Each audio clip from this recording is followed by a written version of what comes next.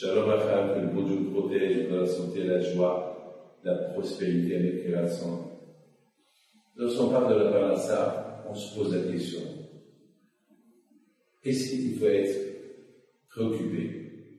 Surtout aujourd'hui en Israël, que le gouvernement a décrété que ceux qui ne vont pas à l'armée, ceux qui restent à l'échelle étudier, donc ils n'auront pas de taxi, ils n'auront pas il n'y aura pas de budget pour eux, c'est-à-dire pas d'argent. Alors ils ont la peur de ça. Vous savez une chose, il ne faut pas qu'on mélange les choses.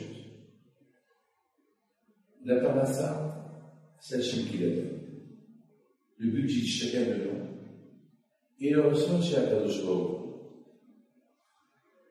Un ben Torah, celui qui étudie la Torah, celui qui respecte les mitzvot, celui qui est l'aïmon à Akadosh Baruch, celui qui est prêt à Akadosh Baruch, il pense à lui. Il n'est pas mis à l'écart. Ce budget vient directement chez Akadosh Baruch. Je voudrais vous raconter une histoire. C'est ça que je la raconte toujours. Mais c'est la plus belle histoire des histoires que j'ai eues dans ma vie. Un vendredi, j'étais à la maison. Et, donc, vous savez, le vendredi, j'aide un peu ma femme pour voir que tout est. Je chauffe à l'affinage, je mets l'eau à chauffer. J'aime voir la maison propre à mon Shabbat. Et après, les enfants, les petits-enfants, ils viennent pas Shabbat. Ils font balagan à la maison, je m'en fous. Mais avant Shabbat, j'aime voir la maison propre avant Shabbat. C'est mon kiff. Et puis voilà. Et je vois une famille. Une famille qui se promène à la maison. En plein hiver. C'est une histoire qui date plus de 30 ans. C'était en plein hiver à Lyon. Et je me suis dit, mais d'où elle sort cette famille? Cette famille-là, peut-être, il y a une autre famille chez moi à la maison. J'ai commencé à chercher. Et je la suis. 2 heures. Imaginez-vous, moi qui suis une famille, je la suis à gauche, à droite. Et puis à gauche, je la suis. Et je n'ai pas voulu la tuer. Je veux voir d'où elle vient, d'où elle va retourner à sa place. Et soudainement, je vois qu'elle se dirige vers la cave et descend les escaliers de la cave. J'allume la lumière de la cave. Et après 3-4 marches, je vois une araignée qui sort, elle attrape. Les amis, il faut savoir une chose, que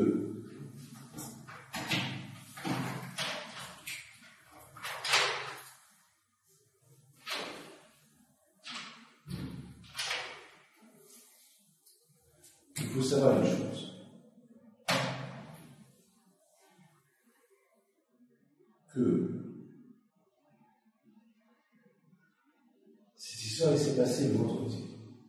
C'est écrit ici 2 messages pour moi. Premier message, il y a beaucoup des juifs que le vendredi, ils sont concernés s'ils ne travaillent pas Shabbat. Alors, le business, il marche bien Shabbat, s'ils ne travaillent pas Shabbat, avec quoi ils vont vivre? Deuxième chose, beaucoup de gens, ils pensent, la parnassa,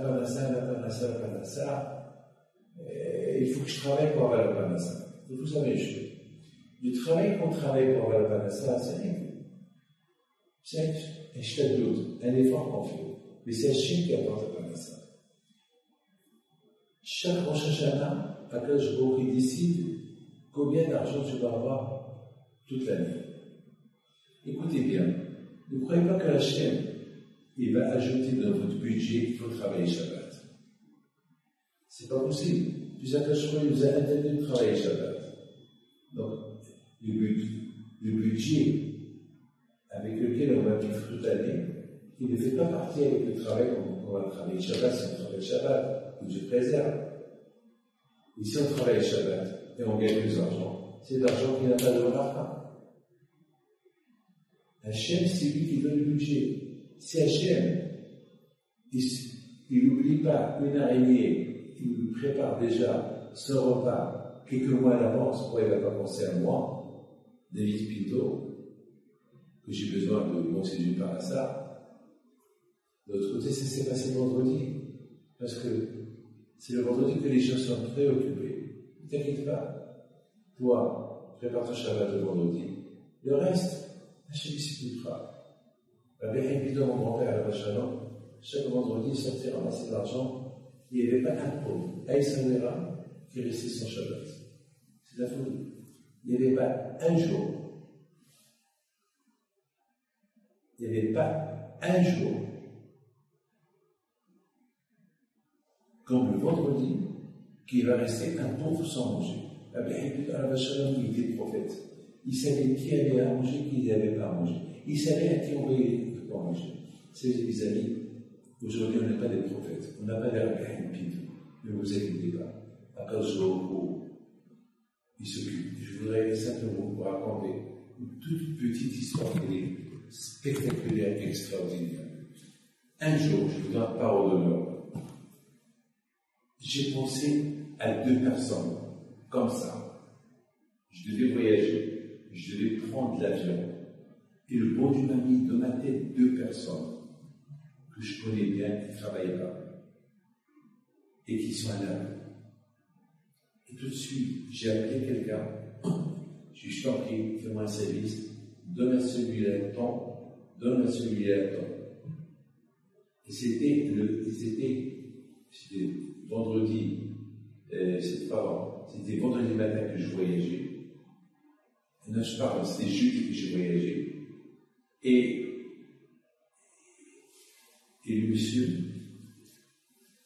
est parti chez eux le même jour. Je l'ai appelé après, donc je suis arrivé à Paris, et sur 1000 d'enveloppe que je t'ai dit, les Rabbi David, ils n'avaient rien pour passer Shabbat.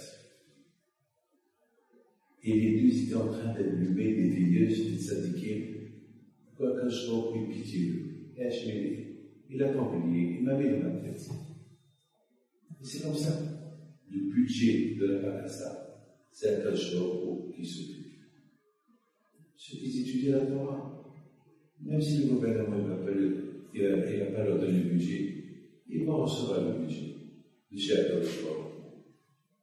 Ils vont recevoir le budget de chaque Kachor. Bien sûr, mes amis, il ne faut pas généraliser les choses. Je sais que l'armée, c'est l'armée, et les pauvres, c'est les pauvres, les blétoras, c'est les blétoras, chacun.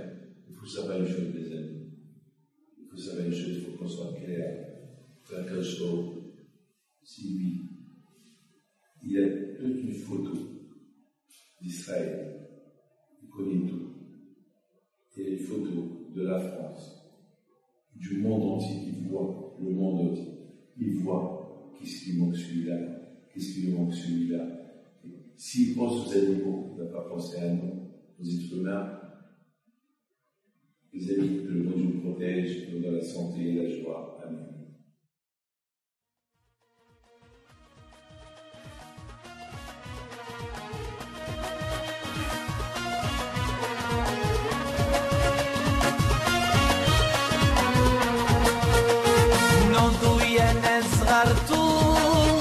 على ربيع حيم بنتو وقف لنا زي خو